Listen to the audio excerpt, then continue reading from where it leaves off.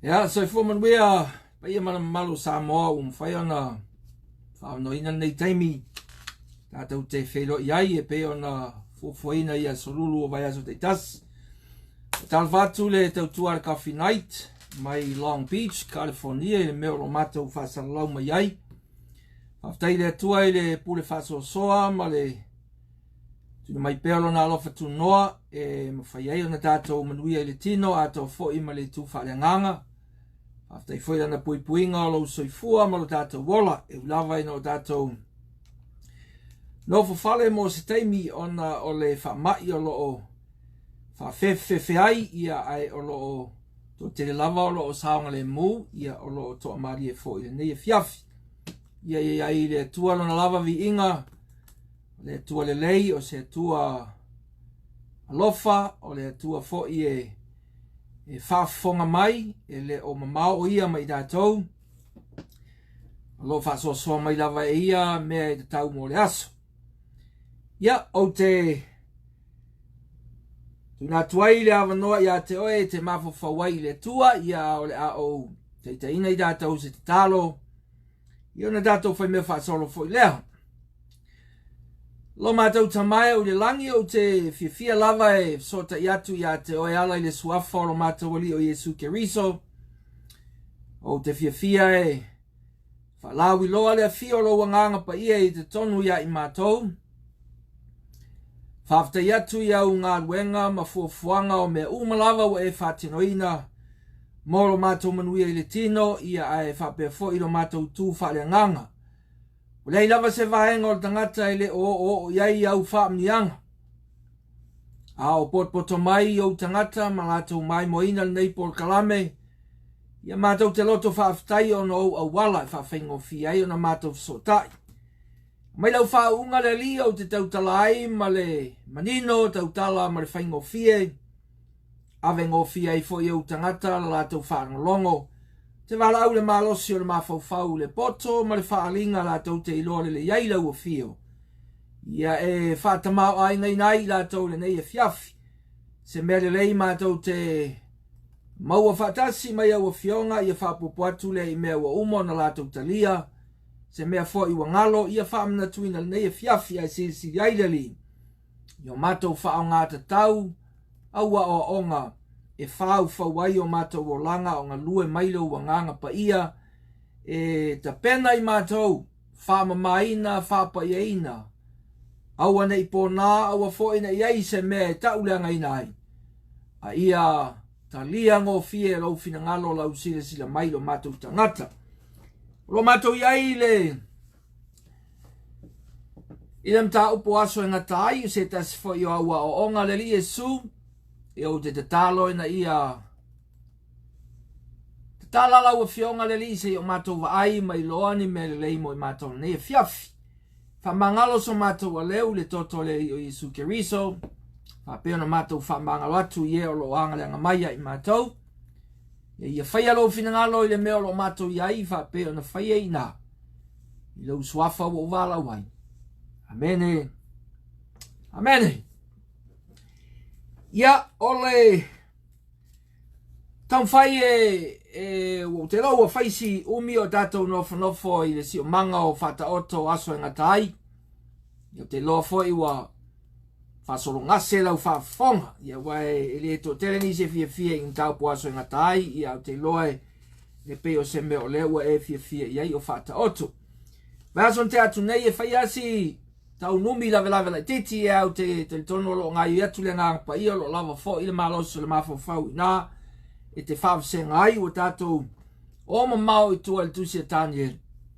Ona o le lava i te tono le o ngā Jesu o lo tau mai lava Tanielu o le mawhawanga leo o tātou a ngai ia Tanielu o le mea pitu siringa tau lia e a whape ngalo ia te oile tanoanga atoa Tanielu i whalinga sa whaari e le li ilo na fina ngalo i lona taimi o ngā tonu ato fo i mali lumanai o lo savalia. E o mai o tātou taimi whaawa o fo i lumanai o i lumo o tātou. O le ki a o le mea ngā tātou o le su e mai o le si o manga e mafu ai o ngā whai mai Jesu. E tā uai i a Tanielu e momoli mai ai le tasi leo whailonga o lo o whatawaina le li e pe ona fsini ai o ia lea e whatafunaina ai le malu le Yerusalema. Ni te wangalo ia te awa ia mantua mai. O le malu ale tasi nga wa ai eitani elu lea wa umonga tatou whaamtalaina le anga e mo le maul tala whaasolpito le laruan. Tasi ale tupu, tasi voi le tangata. I tala anga tala whaasolpito a to Israelu. I le teimi lewa a weitani elu. Tasi ale tangata nga ia whaia se mea le anga i te tonu le malu le Yerusalema. Ia lea wa umonga o whaamtalatu Antioka le wha. Ia o ia na o le mo li mau ia Iuteia, mo li mau le tala whaasolpito le larulangi le fwoi ali te tonu tusu singa pa ia. Ia o ia ngai whaasino ia i leanga o le nifo i titil na ia tanied. O le nifo i titil na leanga ia whaia se mea leanga i le malu leo Israel. Le malu la lea. E le i pa u le malu lea i le teimi nga wha leanga ai e le nifo i titil. O le malu anga leanga tu mai le teimi o Yesu. Le whatoa tau talangia Yesu lona pa u. A le lau tau tala mai Yesu. Wa toi au mai ale mea nga tupu i na le mo li mau i tanied.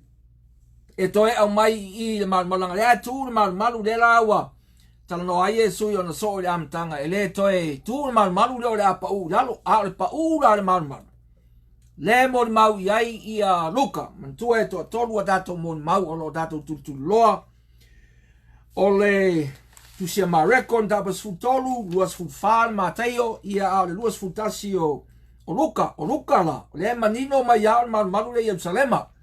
Yo ina lea ua si o mia e fita na foi le tau tala i Mareko ma teio whaasino i ai le tusi Yesu ona o le mea nga tupu mua le malu le teimi o le nifo i titi ia Antioka le wha le fau tilo Yesu iai la toe tupu fo i le malu lea wa pa u la le malu na pa u le ti a fitse fonu ia o le tangata foi lea Roma o Tito ia wangale te ule siali le sala pe tau to luai nai venga i lalo malu plasi lo malu ngai Yerusalema fa asalo e Roma nga to e tu se Iuteia o Yerusalema ua fa tu la fonoina a tu le Yerusalema to e fo ile Iuteia o Iuteia e sala tu la fono wa leva la nga fa pena lai a mai lai e Luka o fa salanga now Luka o fa salanga na Iuteia ona o le mea ngala tau whaia i le li o Yesu. A le lau matala i loa le awa noa so o upu ia o le tusu singa te whoringa mai. Ua whaasala ia te tala i loa le awa noa i nu ese. Ia e vatsi o whamtalanga lea e taofi mai. Langa pe atala noa i le kalesia e le omadino le leiri whamtalanga pe foi lea atala noa i le kalesia o tala noa i le teimio nu ese. A tala noa ia Israelu pe se i leo ia Israelu tono le kalesia. Ia e leo se o ngana e te maua mai tuspa ia e mai se lava le whengi nga fau. Na tua tangata nge inga tusia le tusi. O tangata ne o tangata Israel. Te rala tau o Israel. A tusi la le tusi a tusi la le Israel le tusi. O lo wha ngā le nganga pa ia le ngangana le Israelu o le anga nua le Israelu o mawhauwhaunga le Israelu o winga le Israelu o me tutupu le o langa le Israelu o le si o manga atoa ngā lea e no noa vatasi e le nganga pa ia e mawhai o ngā momori mai de whiau e lea i ala te woso i eise ingoa o seisi e tunu ngā pawai o me ilo e tangata Israel a tutu lola la tu tautala e leo mawhau la tau e leo te tala i tua le nu ese le lai pe e nofo ai te tonu o le si o manga o Israel a o le whatonunga Yesu le kalesia mantua nule o Israel o le whatonunga le atua tau te poto le nuna folforaina aua tau te o i tua o te no nofo i te tonu, whenofo ae ai te tonu, mati na e ai te tonu, a o Yesu la, o lea o ngā Yesu le kalesia, e le nofo i te tonu, le tang no Yesu tangata Iuteia ngā amataina le kalesia wai amatae, tangata nu ese, ngā amatae Iuteia, o le tala Yesu le au Iuteia, ta ape, hoi tu o fia le laruangi, youto o atu i nu umalava, i malo ese fai nu umalava maso, le lau ta ape i tua, una ala vamtalanga, o le tala lea Luka whapea wo o le teimio nu ese. Lai tala no sao a le teimio nu ese o maia i te tonu o le kalesia. A le kalesia ia. E le amatai nu ese o le kalesia ngā amatai Iuteia. E tewa ese tatu spaia. A o tu spaia le iai o Peteru, Ioane, ma o le lisi atoa ngā o te furulua. Ngā Iuteia. Se lau duas fulu tau se lau duas fulu tangata sa fatali la fea o pito lunga le fio mea le ngang pa ia, ngā o iu te ia. La unga Peteru langa la unga mua mua wha o laina tolu afe, ngā o iu te ia. Fatoa fai mai atu spa ia o lea wa ofi tangata nu ese. Inga ua muri ane, alu ia Peteru le ainga o Cornelio, fola iai fatoa ali liu Cornelio, fako a iole wa tofu tangata nu ese.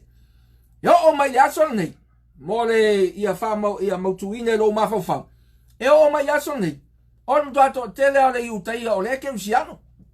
Nei teo fa seina o eva pe ele o keusiano le tele le iu teia, le tele le iu teia, le o winga ngā le o ngā pauru. E ave ese lo le o fiufi ai mata o le Israelu, le o fiufi le mai a mosi. O le ngana va te paiata. Matala lora nga va ai nga te iloa ai e su. Ele o ta fia la le ufale o Israelu i te tono o le ekalesia, le o le ekalesia, o le tufata si umai aso o stangata. No, tilo i le kalatia le tolu fai upanua sfuruvan. Ai fai tau le iei o le onga le apostolo Paulo o le ekalesia, o le ekalesia ke biso. E le o to iengi lanu, e le o iengi atu nuu mangianga nu, le o to ise vai vaenga, voi le va pe o le Yuteia leo, le Eleni leo, Samoa leo, fai mai apostolo. E le o to iengi me va pe nga, watasi tangata uma ya ke riso. Leo wei do tonu, pauale o le ki, o le ufale. Ia on me momola ngā e tau o ua mata atu e te tawhia, man tua foi on me masanyanga leo te whaia o le, tu le atu ngai motu ngā mangatu ia, e whātupu manatu ia te oe a walau, oe asa i linga, malau e foi sila. Mero no lua, o te whafte atu ia te utau oe sa langalango ina mai au, ma mai lau tau soani i le ngā duenga lo utau mwhai e tuai whafte i tele a, e laona le li e se fia le tuala o loto whafte i fesili, ia o fina ngalo foi sa whasoa mai, o lo whasoa mai. Ia al whengo fia foi ngai e te au o ngā toi whetu nai lo umafo whau whamtalanga me inga ia manino lo umomoli ato le mea i lau sosoani lo sosoani atu ai. Nei, malau sila fia. O le kawhi nai tāia, langa leo tātou o i lunga i o le maua se awa noa tātou te whawhare tui ai o te talano atu e talano mai. A le kawhi nai tāia mātou nei Long Beach, e poto mai le atunu. E alu alfe sili al tangata ia, whailo na whina ngalo, pau ala me whai ole, tatai mo le tangata le tuspa ia, ia mauti noa o le tuspa ia, le mele tal no mai ai. O le mela o ina talu mai o na alu le kawhi nai le nei. Leo te lo was a fulu, masalo po se fulu tolus fu fata usanga talu mo whai kawhi nai. O le toa tele o tangata, e nofo amu tali tonunga ma launga ma o onga. Ai le nofo amu le tuspa ia. E vai o le tuspa ia. Ai o le mela e wa se ai. Wa la tau tausia o onga ia malaunga matelitonunga ia peise i o le tuspa ia. A e whaalongo iai e whai mai se la tau whaasoa e whapea mai la tau ia. O le whai mai tuspa ia e whapea ai so e tu. E le o tuspa ia. O le launga sa whaangolongo ai. O le whaangolongo ai. Wala langa wa watua le mele. Langa e ta ua lava o le la tatau o ese ma mea ia se teinu lata mai. E ta ua lo tu la watu e te sila fiai. O e mantua ia whale a onga e tolu ianga o avatu. Peo whale a onga te tele ia lo whalango lango i eitangata i whamtala ino mta upu aso e ngata ima le fio mai o Yesu. O le pre-millennial, post-millennial, ma le millennial. O le pre-millennial le to e vaelua ina le pre-trip ma le post-trip. Whapupu atu e whengo fie wa le indatou wha Samoa. O le pre-millennial e afio mai Yesu e le whaia le mileniuma po tausanga nof tupu e Yesu e afio tausanga. Post-millennial e sau Yesu pe a uma le afio tausanga a le a-millennial. E le aise mileniuma o iai. O le pre-trip, pre-millennial. Ia o le e anu si tianga, e mua si tianga e le whaia popo ngā te tele. A umara popo ngā tele o ngā fio mai leo Yesu fatoa mata le mileniuma. O le post-trip, e alu le ekalesia i tonu popo ngā e leo, ese le ekalesia popo ngā.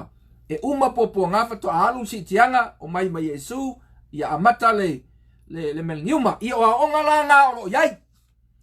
Le winga la vantalanga, o a onga ia. E muri a fato a faita wai pe whangalonga i Samoa. A o a onga i leo Samoa ngā mtaina, to telo dato roto Samoa iai. E tama me mea uma ape a whatustus e tausanga ngau mai ia, onga ia, o lewanga ia o onga ia. E leo ngi tusi pa ia o onga ia, e leo ni mana wanga pa ia le tua. Pa wale mana vanga pa ia le tuanga o lana fionga pa ia.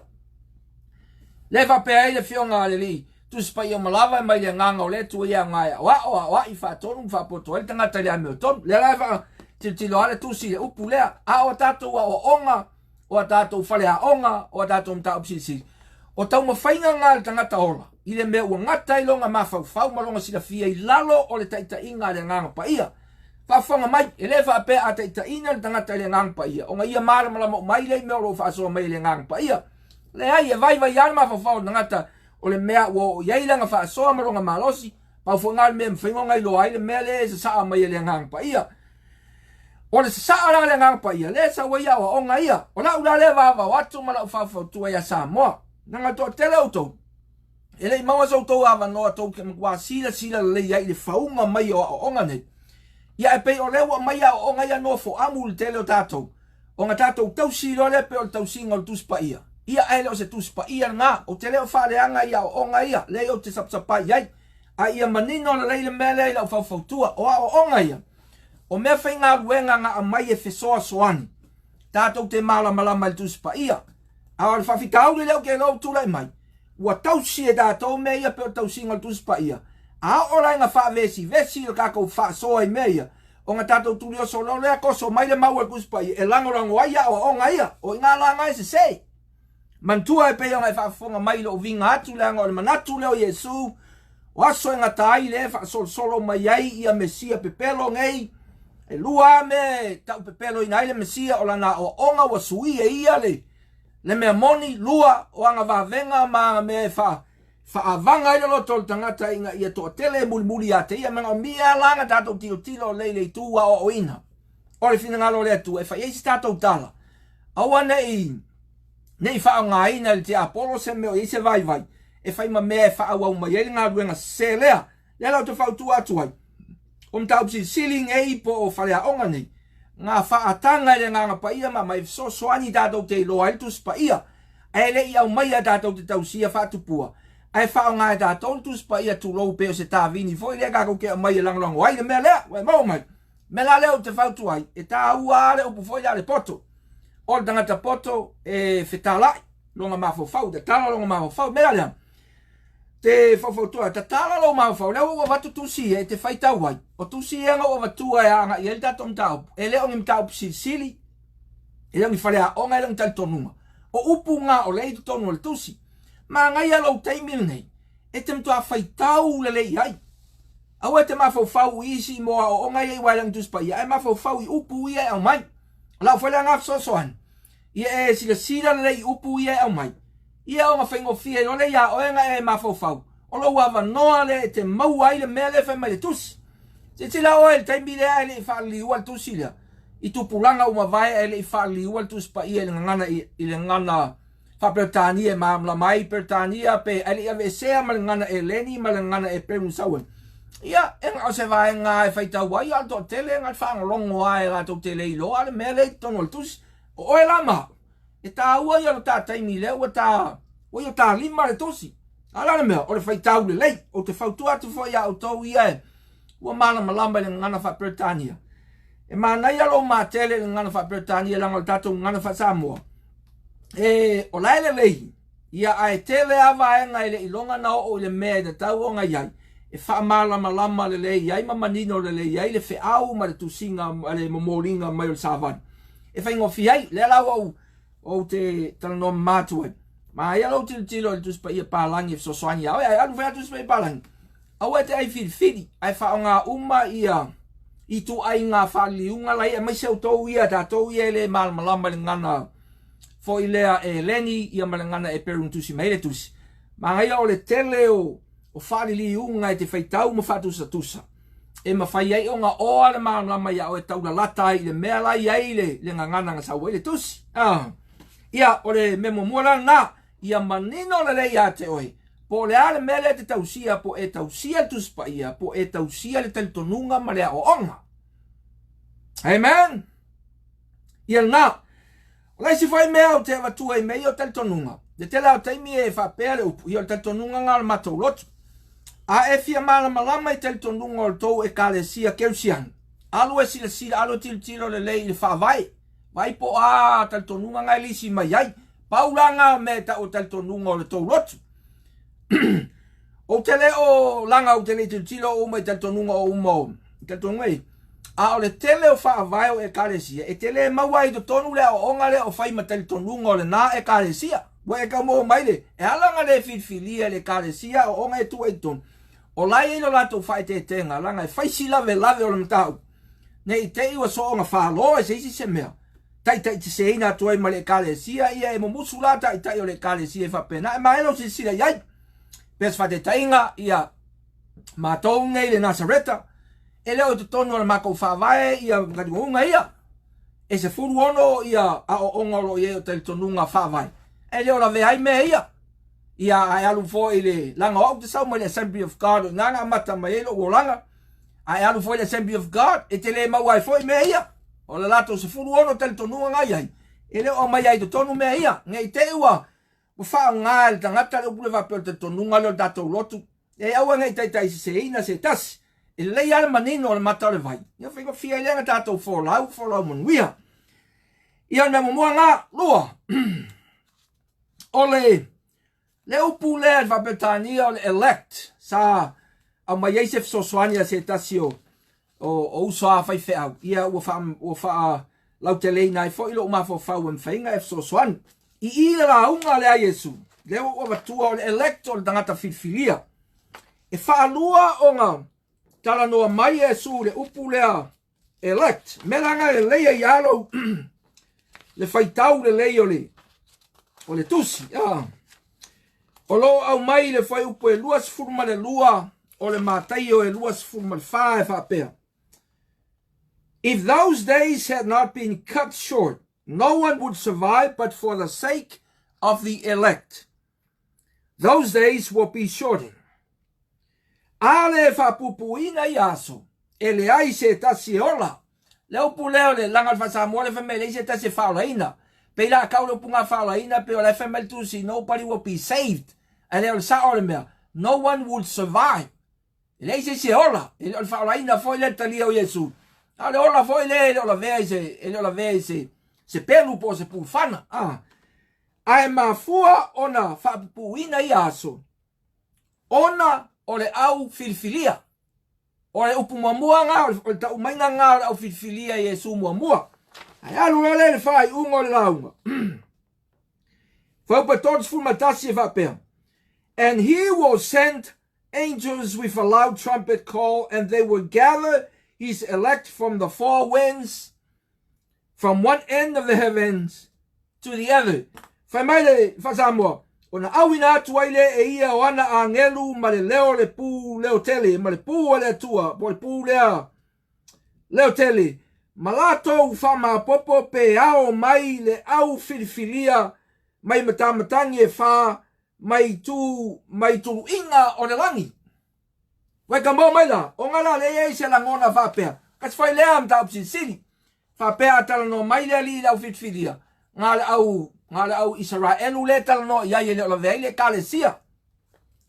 A leo e maua i. E au filfilia le au feola, do e au filfilia foi le au feoti. Le lau pe vea tuai. Anga whapea se upu lea se perfecta. O e perfecta e vaai il perfecta i luma e le manino leila vai e pua ore me wai mamau. O le whaalinga o lea mai a te ia e le ola il perfecta e. Te lo teime e whaile wala au al anga il perfecta anga ke le lo vai le o iai. E ese la le tua il perfetta i ma valo ia le me tupu le afeta usanga le la sau. La eva ai mamao ia inga ke le loa. Tu si le lalo se me wa ngata ai le malo se langa vai. Ese lo tala noa ia Yesu nga te fai al folfolanga po le valo anga lea. Talu ai, o Yesu ele o se perfetta, o Yesu o ia le e i u ia mea. Wa e mau mai. Le la wa tu Yesu fa tausi si unga le me nga solo mai me mai u ia. E leo tano mai la Yesu i vai anga i luma. O le tu Yesu i luma ma vai mai tua. O e ka mo mai le nganga le mea. Le tu Yesu i nga watu la Yesu ma vai mai. E le tala whea ngai lo ma fau le mea leo le vai mai lo anga le Israelu e ti ai le tangatangu ese o le ti ngai ne. Le tangata leo se Israelu le ti ngai ne vala au lo ngai ngoa ma muri lo ngai ngoa ma oti lo ngai ngoa ma. O e ka mo mai le. A tala noa la Yesu. Leo e vai i. E leo tala noa ia Israel o le tala noa i le filifilia, le tangata filifilia, o le la unfale, le filifilia, le anga fai ia le atua, le folfolanga o le manuia, le a mai ia le atua, le ava noa e saua i le fai totoa leo o Yesu Keriso, ia manatua la le mea ngā, a tala noa la i au filifilia. Tātou te leo tala noa vape, ese le Israel u ese leo le te tala noa i le iunga, le tangata ua tāpena ina i le atua, o ia lea o le a unfale. Amen. Pe whangau tano atu kantia e tolu lusulvan. E leo to iai se whae se senga wape iu teia oe ia ole. Israelu oe a oai oe lei o leo tasi tangata uma ya Keriso. Ai tala noa lai lau fitfiria ale li. O leo e tala noa i le tangata u whao laina. Le tu se Roma. Langa leo te ole leo te nanati ia o datou le unga. Tu se Roma lo tala noa ai Paulo ile ese senga o le Israelu mal tangata nu esi. Fai mai Paulo ia Israel. Israel. We mita we whapeo oe o le suli o Abrahamo. O ngā oko meki ei leo ngā e maua le whaalatanga ia Keriso ma maua e oe le mea ngā forforaina. Fai mai ia Paulo. A e le whatuatua ia Keriso. E leo oe se atari o Abrahamo e ke le se le fo i se meo whaamlianga ia forforma ia Abrahamo. A o oe lele nu ese e leo se suli o Abrahamo e le toto ia Abrahamo oe o tangata ese. Awa e whatuatua ia Keriso. O oe o le atari o Abrahamo. O oe o le Israel moni. Waka mo mai le whamtalanga tuspa ia. O le whamtalanga langa tuspa ia. O te whautuat. O le whamtalanga e kaunga wow hai. Langa o le meo lai tusi mai ko kongo le tusi. Tau langa dato mulmuli hai. Ai awa dato so o nga mulmuli ta was. O le... E o foi le forfolanga le nga fai le nga tama le na tuel tangata ia langa o le forfolanga le nga tama. O fisi le lan forfolanga le nga fai le nga tama. Le au soi e ta si al forfolanga fai le nga tama la sa fia mga o le nga tama fia vai o Yesu. O le forfolanga le o le suli o le tama e tasi e le tama e to tele a o le tama e tasi manuia umai le na lang o ngale tutuli mai Israel. Le la o pe o famtalinatu. O leo o umanga nga whaatua Yesu le kare sia leo tangata nu ese whaatua i whaatua ia Israel. Maliu Yesu ngā tu ia Israel le. O Israel tangata iutei nga tu ia le. Le kare sia. O le ofisa tu to tonu mua le kare sia i amatanga le kare sia. O Jerusalem nga tu wai. Whakoa o ese a le kare sia ma Jerusalem i nga ua vevesi ma ua whaasae. E Roma nga to e nofo se iutei e to tonu o le tua o iuteia o Israel le ngau ese ai. Ai se mungu whapenge ia o la ai o le karesia. Wa e mo mai. Le whatever nga a whanetai ngā alue. I lunga o le online po le kuko ngai tanga o le su epe fia le pasene o iuteia i e do tonu le. Le e tali tonu iai ke viso. Tua tele. E le inta mai tangata e mwako o kele ai. E ale whaitau wafe whaitau miliona le iuteia leo e do tonu. Ke mvayanga vai mai o lewa tonu isi uteia. Ala ai vai isi uteia i fafua su a ko fifilia fafua ele fifilia to ton. Hey man, ya na. Lai si manatu lea. Lea la saulo ila uma. Mantua lei me tolu la uma. Lango lela dato wo fai uma la uma. Tolu a me ngata no mai Yesu spiritual. Me vale nganga. Social. O meo leo langa o asoma, po leo langa o tangata e asoma, tolu natural. O pua ngā o mai mea ia. O wha ai longa na, ai whai mai Yesu, e leo lei unga lea, ai o le amatanga leo o wha ti ngā po pua ngā. Le lau wa lewa ngā amata, pēs wha te tai ngā tātou amata tātou o i le spiritual.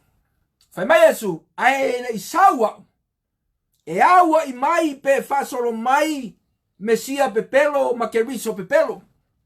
Lana winga e umia la laina e umia nga solonga. O le laina le fa solo mai. Fa solo mai ya e le utu le fa solo mai. Se ilonga o sawi Yesu fa kwa umia nga solo da. Lua. Ole sawa ina o le kalesia. Le singai tu o le vaenga falengang. Ole sawa ina o le kalesia. Leta no Yesu le sawanga. O i peye e fesota i ele spiritual ma le social. Sa lewa sa vada si tonu. Wa lewa e tala no le ngata ile I tai seino le nganga. A leo ata ina toe maletino. Leo sawa ina letino. O I fo I lai I poponga ia. E sawa le fasolonga o poponga sawa fato a utua inga ua fio mai Yesu. E le ai se taimi I la unga lea Yesu fa pe sawa poponga sawa motu maloro fai se mea o fatata unu leo Yesu. E le se me va penga le la unga Yesu. Menga lenga mai Yesu. O le poponga lea ele iai mua penga iai mulmud o le fatoa o le tele o le tala no Yesu le fatau si unga o mai poponga e o mai le taimi la sa Yesu o le poponga le malosi now o poponga le tu si ai ali fa mai la Yesu ai ale fa popuina le taimi le vale ele ai se ola ai ma fuanga fa popuina langa o le iai la o filfilia wa e mau mai o lea e puapuanga tia la filfilia ia se sila oi talu mai le amatanga o le kalesia. E oti a tangata wawai e se ina o la toulu makua i a whaina le kalesia e o mai fo le asone. La e a whaina le kalesia I tu e fio le langi leo i e missionary. Se vetu e vantalanga lea langa o whaisima mau atua au sau foi le nefu le mawhau ngalonga lai mea. Ai a whai o e se sila mai te fia melea. Ia mai whai lo faso mai se taimi fo e petu si mai singa me datou te tilo i e whamanu e ngō whalongo le tala. E iei le tu motu al Pasifika. Na malanga atu ai se nuu po se ainga. Ngō atu I Samoa e watu le I fonga. O whalongo lava pēr ngā wha o le ngā wha mautu I le lotu protestano. Le sunga nuali, po le whawhengairana. Ngā watu mafua mai, wa leva o ola le, no sala, le o mantua. Wa leva o ola tangata I le mala, o le mala. E mai ulu tangata ko e a whaina le lau le ola le leise mea. Ai lau su e tupuranga fau ma watu le mafuanga.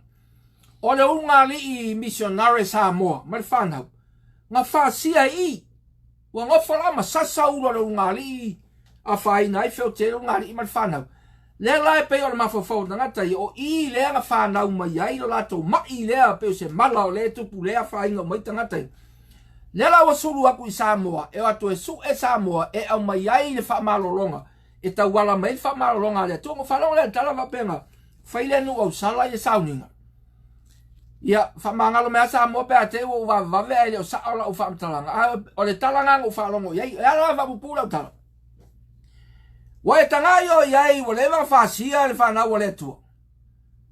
O le o ngai Yesu e manino a e fia mulmul mai. A mon sa tau. Le mea le savali ai Yesu e sopo sa tau le whakoa o le manuia. O inga umai ui umai a le kalesia. O inga ui umai a e ta uai o le mea leo lo manatua o le mea lea. Langa o lea o se lea e talanoa mai Yesu e ono o tō sina ngō fia I tangata. O le si lea mea o le te tele le vai teimini nei launga inga le upatus pa ia. Ai whaalongo nei I le ai whaalongo nei le tau lei ai ma le po le tai foi po le are ngoi whai ngoa ai le merei.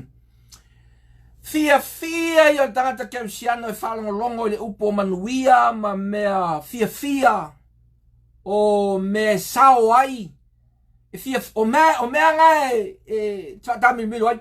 Ele talia el telo el keusiano el melo le ola I popo ngama pangatia.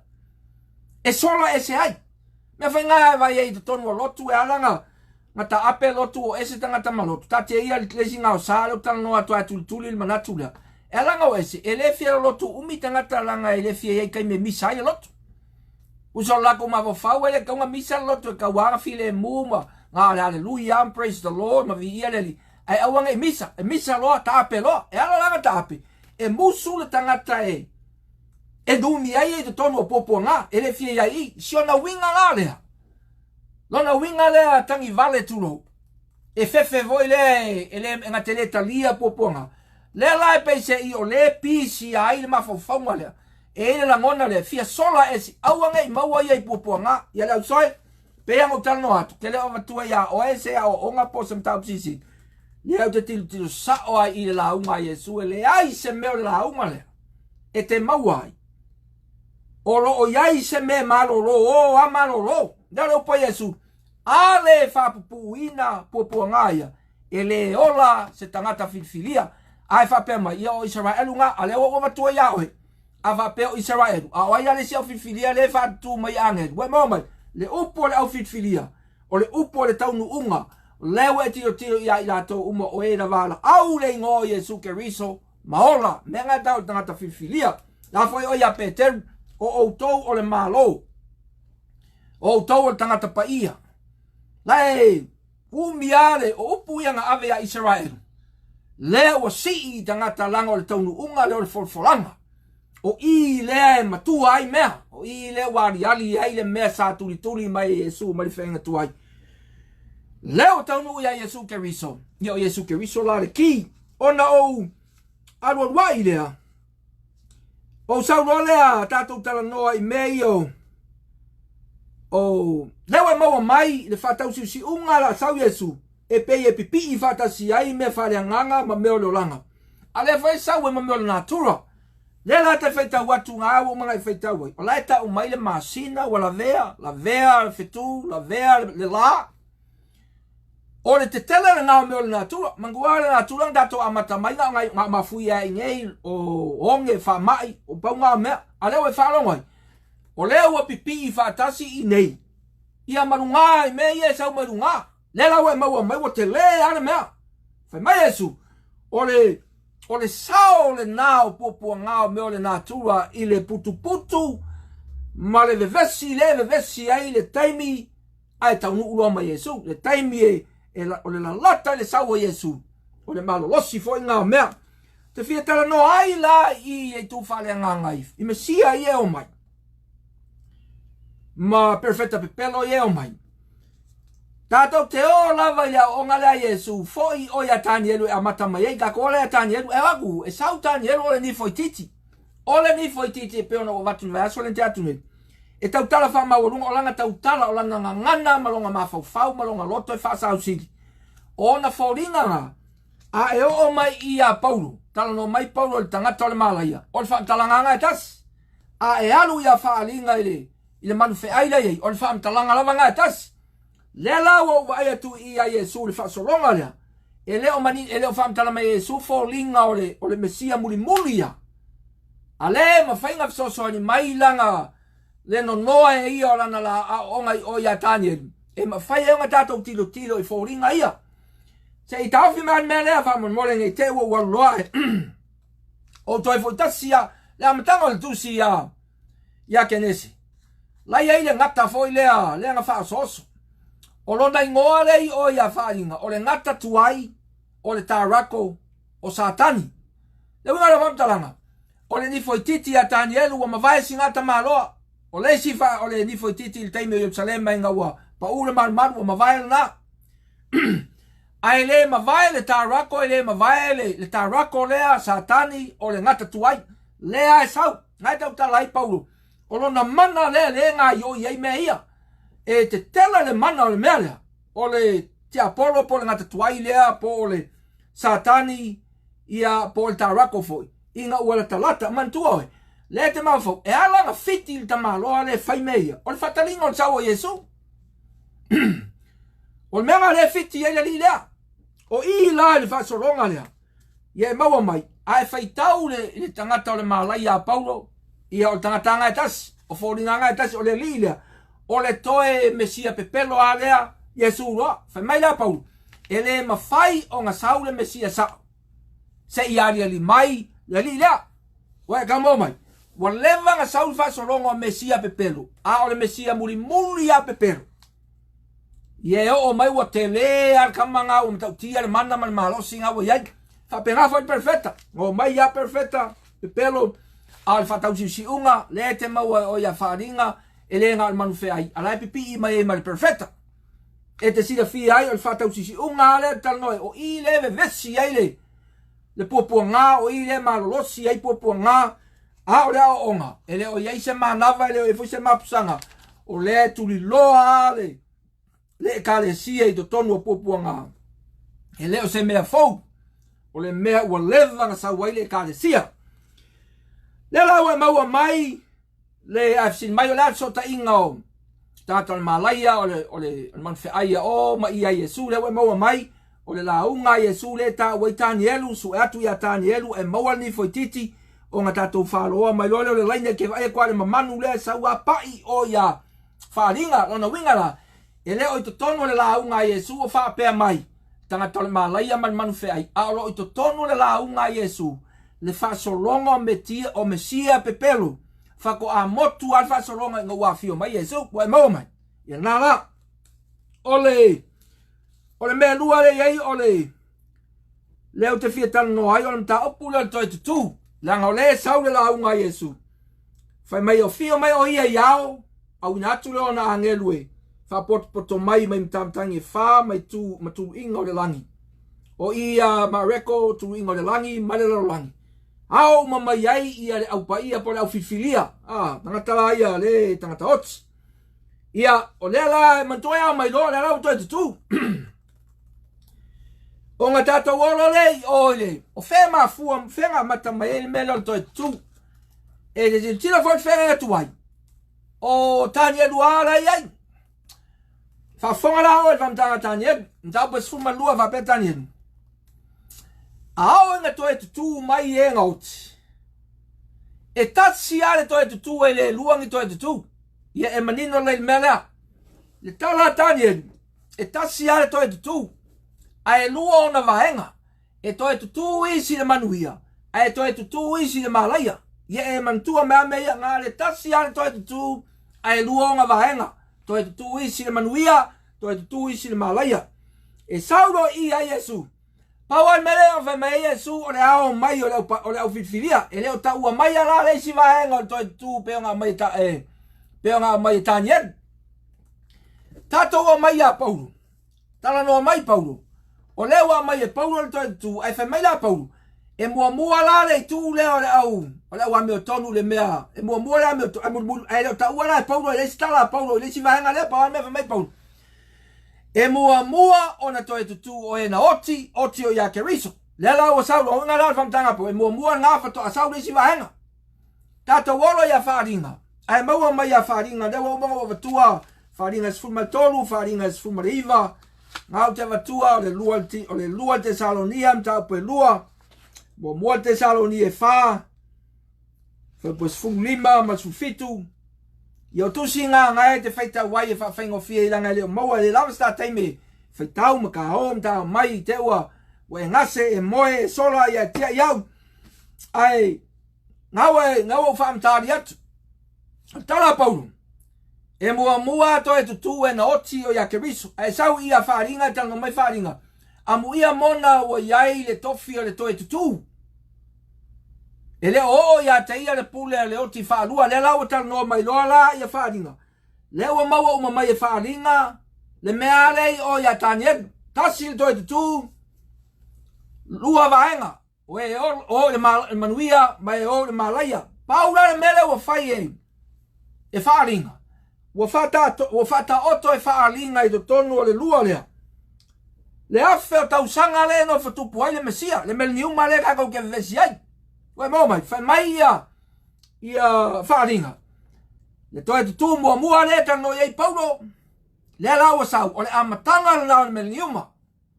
A le toi tu muri. O le whai unga na le meliuma. E uma le meliuma, whata tatou tilo e toi tu la leo le vaenga lenga fai mai. E ngā le tasi a le toi tu. E le luang e toi tu. O ngā uma ia le e fa pe mai e tutu le si vaenga o pati fea ale mo le si vaenga o mea umalanga o le numi e leo te fautua te fot awe ke songa faanga longo e sapoloma e mo le fale to e sila le yai e le ingi me fa pe nga o le faile fia o fia uma o le va fa tali fia ala mo e si fa fa fangu nga o uma fia ia nga fa fangu mai leo la ka la fa ia uso wa misie o el paki nga po ia oanga ko nga me va penga o pe o faingo me ka mai ki le ngai ka ko me le ai o la o uma fatu langa ele atua ele pa ki si ma fia ai mo mois le me nga le doi e tasia le to tu luonga vaenga langa o le onga na me Tanielu o le tu le manuia ma le tu le malaya A o le wala i ia wharinga. Leo ta o toa i le awhe ia o tausanga. E le pipi whaatase ku sarai whaatari se umalei. Ia o le tala o se talpo pūlanga ni ta upu leo le. O le toe tutu e te silsila iai. O ngā tātou o mai lo le ni ta upu leo le si tianga. Wa le e vevesi a foi. Whape o le si tianga o le ama lea ia le lala o tātou o mai iai. Ona o le whamtalanga lea i a matai o Mapaulo. O le me tu sai matai o Mapaulo le upu lea o le second coming po o le fio mai o le ali. O le upu e leni o lo wha ngai Paulo ma matai o. Kasi a le upu le parousia. Te lo tau ia sa o ngā leima. Ma o se teimi o ai whale a o ngā maurunga e loto also so enga ngai te si le fia le mea lea. Ai mo matou ngā lea o ngā Sahara Bible Study ia po se mea fo ia le i loto le eile mea ia te loe fo ia o e lau whafonga. O le upu lea le parousia. E whao ngā atala noa o le whaliliunga nā o le upu lea o le coming of the Son of Man.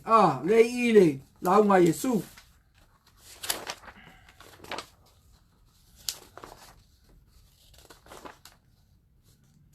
The Son of Man coming on the clouds. O le parousia ngā i whaeleni.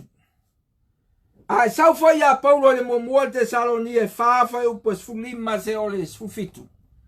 O le parousia whai le whanga e Paulo. O upu ia. Taipea le upu whai e taipea upo Samoa. Te sila fia le upu whai lea tongi le pātau le ave. Ia. E te lea ngā whao ngā ia e le ngā o tau e mai le tūlangi le whai le upu ngai mālamalama le wingo na upu. Whawhele upu foi le ese le puni loa, ese le puni matatongo. Ia, ngā tala noa ai fo ia, ai ngā o whale atai si le fia le wingo le upu o wau. Ngā sa wai le upu, wai mau mai. E tā ua le loa le lei o le wingo le upu, e le tai se inai. Le ngā la o tali tonunga ia pe o ngā uta ua wa le vanga o mai. O le tele o la tau ia ngā whaua mai tali tonunga ia, e le iamana ia i la tau le loloto wingo upu ia e whao ngā. Ai peila o leo tilo i ai le sau luma ma tilo i upu koe oitua. Ma wai loa, o le whamtalanga leo le mesa wai le upu leo le parousia. Whafonga le mai. O aso ia upu le Roma ia le tele o tunu ma malo ese. I oi le atu Europa, sauanga i Asia, Laititi. Le ngā o ngā lalolangi a toa vahenga o le lalolangi. Tasia le o ngā tutonunga Roma. O inai no foai le tupu a Roma. O ngā sa whai le tupu a Roma. E ilanga mea le ta o kolone. O malo ia o whato i lalo i Roma, le laua nofo i lalo pūrenga Roma. E ma mao ai ta ape solo, ma mao le me nofo ai. Tangata laia. Tele foi o whainga Roma e pui le lei pā. Pā le lei le me nofo i tangata pengi. Pe nofo olo tangata. E pui ai mai fita love solo le ngā oi. Tangata foi le anga le o au so whai ia. Ia o ila le maluai. Whapengala le. Fuanga Roma mo le manuia atoa leka o le empire o lona malo te lea nei. E la le taimi e mana o ai le taitai o Roma e alu e asiasi i ona fale ese nei po malo i lalo langa tau pulenga. O ngā avela o le wheau aso ia le ingi telefoni ia e savali e momoe le fita ia pe te fol sorfanua pe o le molu ngā fua. Watu le si fita i le vahenga alu.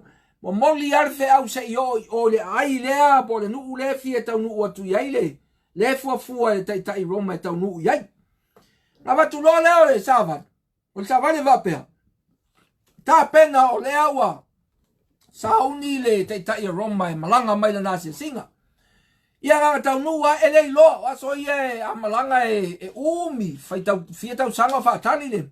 Ele o tau mai la po a fea e ta pena hai. Po a fea fai tau nuu mai hei.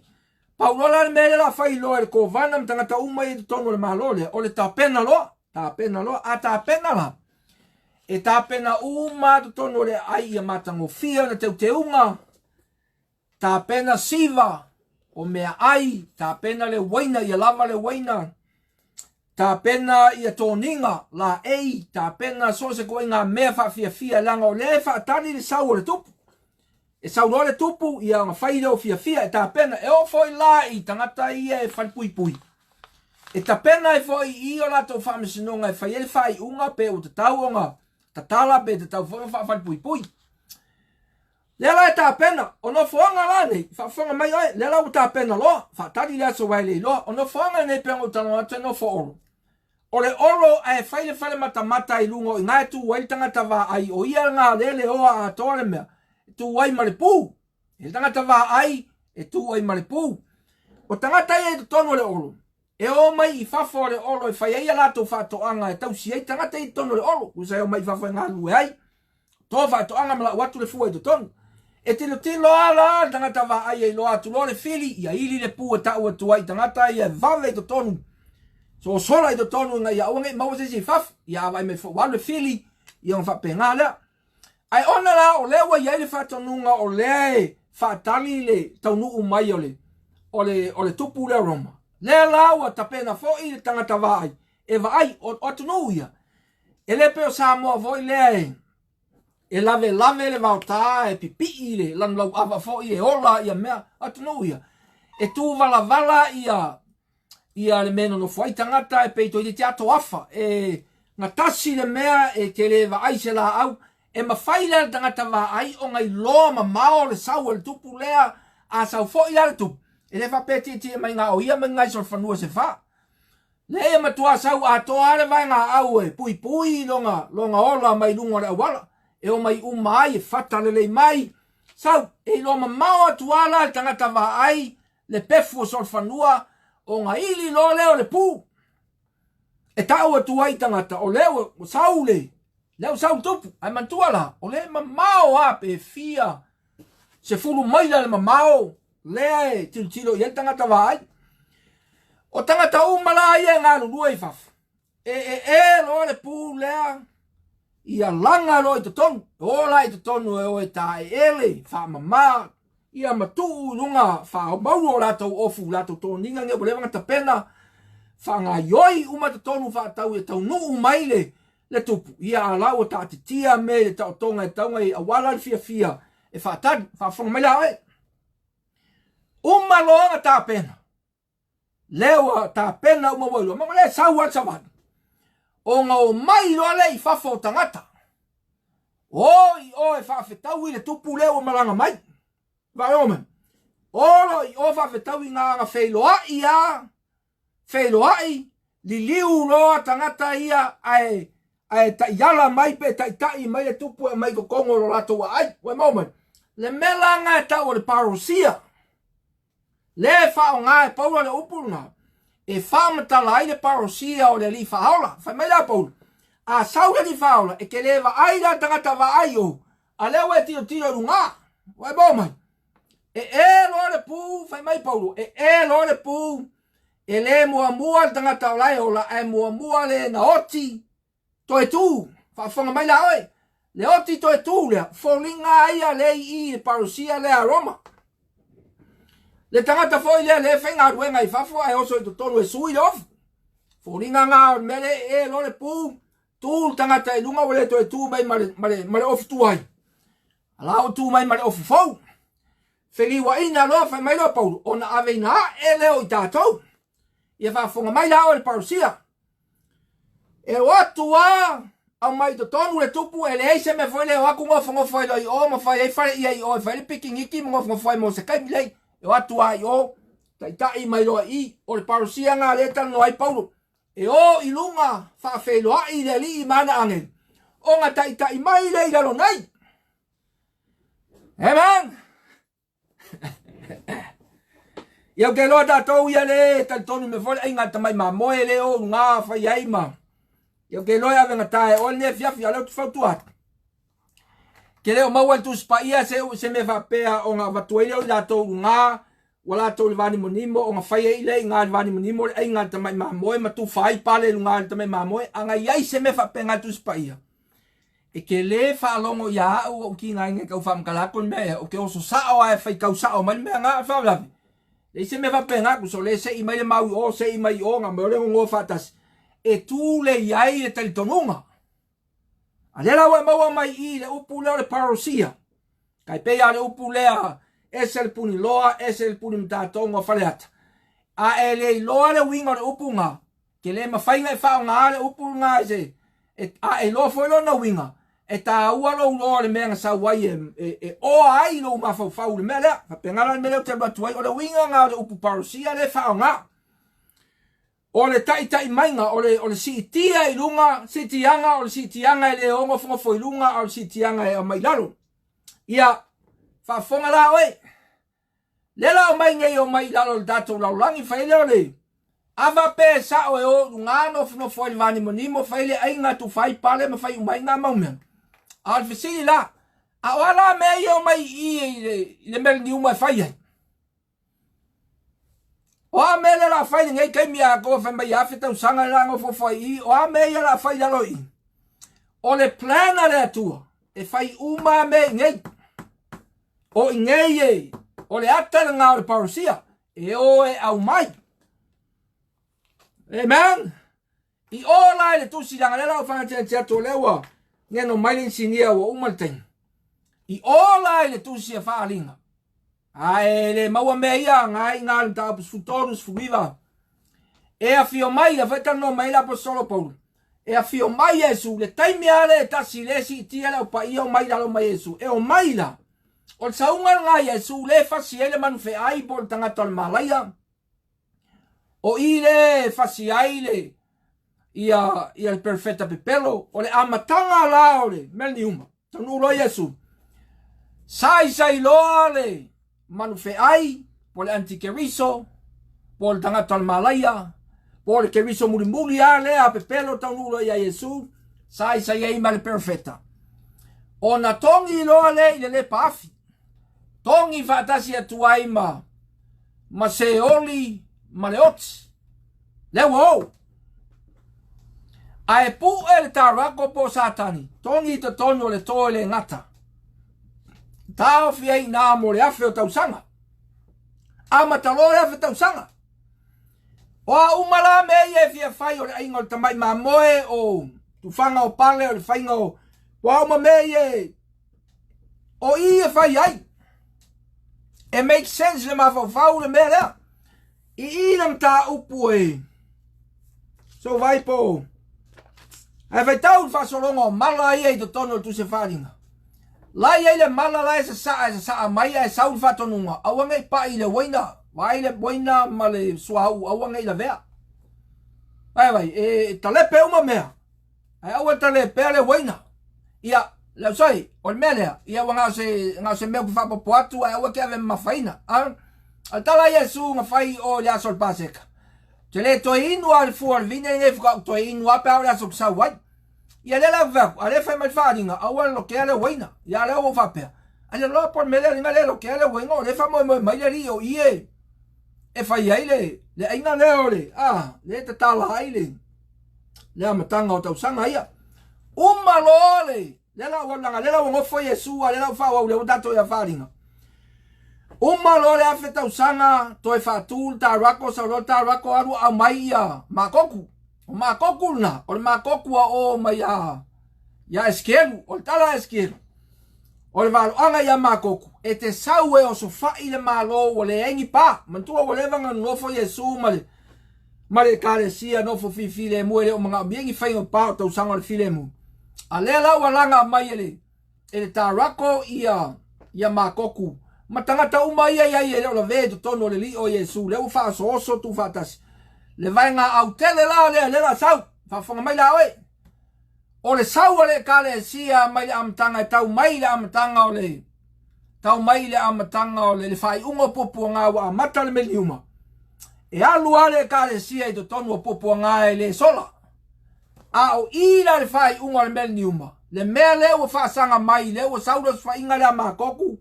Le la lango mai ei tua, ta rako ma le angoango i o malo, tu whatasi lalo makoku. Fai mai le atu spai o le meanga. Mantua kai pe fo me fo i o ata fo e mo le grand finale. Kusa o le la tapuni ai o le koe saa le al tau poue. E tapuni ai le wha moe moe. Le la fai mai ia le atua ia eskeru. Vavalo ia makoku. Alu e wha popo lau vaenga mo mai. A o le mele wau whaia. O le wau whatu langa atu le me fasi ai oe. O e maua mai. e le to e pai la makoku maranga vaenga i le kalesia, le ua uma taimi o pupuanga, ai o longa ngai mai, ia ai whaalava lo ma le atua, fasi lo makoku, ia loka lo i tuu aku lo ma, pu e lo i ngama tarako, velo lo i le me le pafi, e aduaku la tarako, o la ua levanga, vela le supoesi la loa, ale malufe ai, ma le perfetta pelo, ia ma le oti, ma se oli, ia la kuloa, o fokuloa iai, o nga fato amalanga lo le, lungo le vaenga lo nga lua o le toi tutu. Le la inga loa nga i no foa whamasino, umaloa nga whamasino, fai mai loa tu spaia, umaloa le whamasino, ia o nga lafo umaleo i la tonga. Le mea le whatari mai ta rako, ia malisi vaenga le nga mua mua. I o le ata whataitai inga e whatatia to i langa o mawhaua, o whaisi umile titi naua. Angala wa maua mai le mea tau siti anga o leke maua e kongo le tusi. E leo se mea e o ngofo se mea peso o sola. Le ai o le plana le atua e aruaku e kongo popo ngā malanga o runga wha whelo ai. Malanga mai ngei, ia wha umaloa mare. Mare fili ma mea ia nofo file e mu to ato e langa mai. Wha apupula ma, wha iwa stautalanga.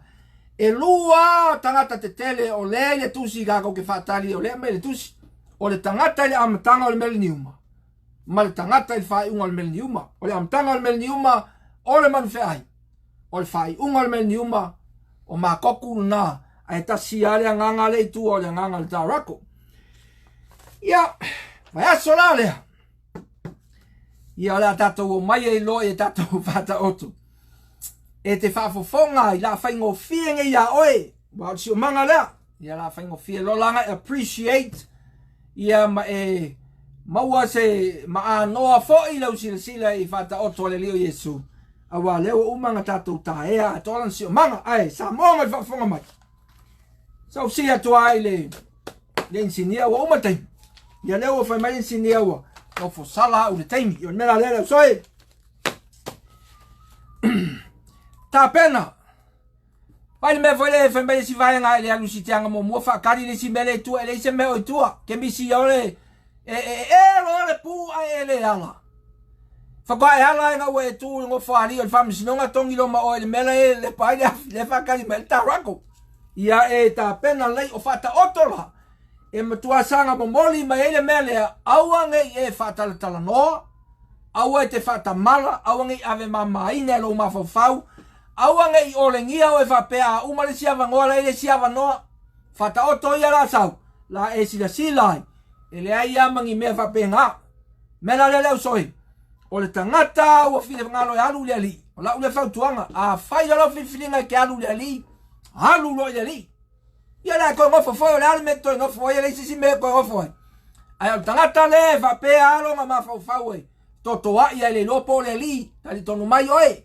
A ele faya se me ya solne ma le timing nei a o mawaro malos e uma maiale o langa saule ali sau ki aporo e fa pe nga ya oi lenga o mole o le masaninga tangata ele o se me fengo fienga vai e le fia finele soe fa mo tele le tua e lo finalo ma lo fa fonga ai o la o fa wina ta to se te talo pupu e va to e fa fam yanga le tua mo le fia le li Yesu. Ia wo mai tau no unga lau. Family tele ia ila tau e sa fa longo. Ia tala la to fa longo ma la to. Finangalo fa longo e mfai ona fa popoina ni mele mo ila to a fa so ila to ave mafaina ia le onga pe se i wo langa. I finangalo. Ia fa mangalo mai le lia le nganga ia file mu ma ia tala ina le va ia tuli loa tangata la upu. Ai awa nei no tia o ia e se tali tonunga po o se o onga na whalango longo mo muai. Ai e sila o ia i lau tuse mau ai le mea tonu. Ia ma ngalo i mātou nei a fiafi pui mai au ao mātou toi whelua i le manuia i ranga i luma. I lau suafa. Amen. Te watu si au.